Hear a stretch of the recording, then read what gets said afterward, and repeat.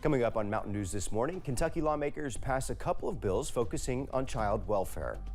And a free health clinic prepares to make a stop in our area, giving people who need it access to quality health care. Dedicated to Eastern and Southern Kentucky, this is WYMT Mountain News this morning.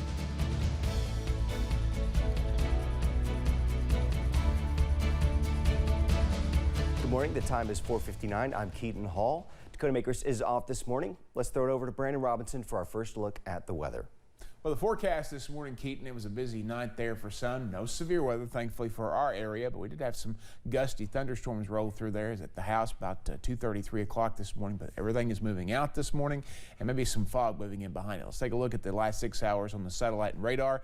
No major issues out there this morning. We did have that line of gusty storms coming through overnight, but the front is still trying to push out. So if you step outside right now, you may notice it's still a little bit on the muggy side. That should change here in the next few hours. Visibility not so bad right now. Pikeville sensor is out. We'll keep an eye on that throughout the morning, see what we got. A couple of different sensors out there, including Pikeville and Manchester this morning. But we are seeing temperatures very much warmer in the southern counties there, like Harlan at 69, Middlesboro at 71, and Jacksboro at 72. But look at Moorhead and Irvin, already down into the 50s. That's basically where the cold front is, coming through the central parts of the area now. So we'll keep an eye on that for you, keep you posted. But by the time we get to probably 7 o'clock, I expect us to be in the low 60s, pretty much area-wide, or upper 50s for that matter.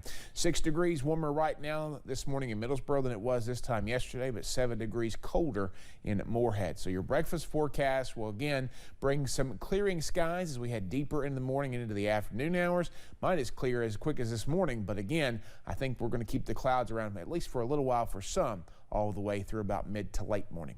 Keaton? Thank you, Brandon. Kentucky State Police are investigating a deadly car crash in Knox County.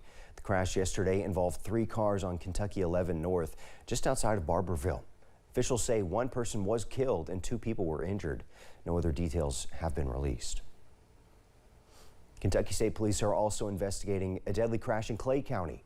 It happened around 5 Tuesday evening on Kentucky 11 in Oneida. Troopers say 80-year-old Frank Hudson lost control of his truck, crossed the center line, and went down an embankment and hit a tree. He died at the scene. Psychologists are warning of a troubling trend, not just nationwide, but right here in the Commonwealth, the climbing suicide rate among children. Suicide is the second leading cause of death among children in this age group, according to the National Center for Health. Here in Kentucky, the CDC found that 1 in 7 high school students and nearly 1 in 5 middle school students seriously considered suicide. But what should a parent do if their child comes to them struggling? Pediatric psychologist Megan Marsack had this to say. Anytime that you are afraid that you cannot keep your child safe, our recommendation is to take them to the emergency room or a crisis intervention center to have them assessed. However, children will not always ask for help. Isolation, loss of interest in things they used to find enjoyable, increased sadness, and a change in sleep patterns are among red flags parents should watch out for. Experts say if you see these signs, ask your children if they're okay. 2 bills focusing on child welfare are now laws. Yesterday, Governor Andy Beshear signed Senate Bill 8 and House Bill 263. Senate Bill 8 provides support, protection, and services for children who are abused. House Bill 263 makes criminal abuse of a victim under 12 a Class B felony. The governor says we should all agree to help our youth. No one should ever have to go through what they went through. The struggle continues to be my guiding light to help create change. Cammie's Law is only the beginning to help raise the standards for the well-being of Kentucky's children. A federal group's rankings show Kentucky is one of the worst states in the country when it comes to child abuse and neglect. The commission overseeing Kentucky's $483 million settlement with opioid companies is going to meet soon. The panel includes people of multiple backgrounds that will decide where to allocate the money. The Kentucky State Treasurer says the funding will give organizations a chance to make an even bigger difference. And sometimes, they've got people who have great ideas, they have things that work, they just don't have the funding to be able to make it effective. And this is going to be a tremendous opportunity to be like, you are doing good work, we can help you make a difference in this. While a timeline has not been set up, the commission and organizations throughout the state are hoping the money will get the people more money they need. A special event was held yesterday in Madison County to mark the destruction of a dangerous nerve agents at the Bluegrass Army Depot.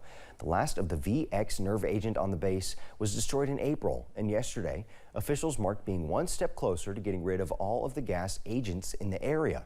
Richmond Mayor Robert Blythe says the entire chemical stockpile is almost destroyed. He also says the Army will still own the land, and before the land can be repurposed, it must be evaluated by the EPA. No Barrier Health Care is coming to Hazard June 11th and 12th, and it's all free.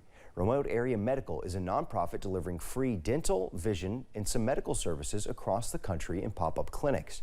On Friday, just before midnight, the parking lot at the East Perry Elementary School will convert to a health clinic thanks to more than 250 volunteers and doctors. RAM organizers tell us they rely on local partners, in this case the UK Center for Excellence in Rural Health, to target the right areas. We try to offer extractions, fillings, and cleanings in the dental area. We offer full eye exams, including dilation if that is decided to be necessary, and we offer free glasses. The clinic doors open at 6 a.m. on Saturday, and services are offered in a first-come, first-served basis. It's free, open to anyone, and no ID is required. Organizers do recommend bringing food and drinks and to expect a long wait. Thanks for getting your day started with us here on Mountain News this morning.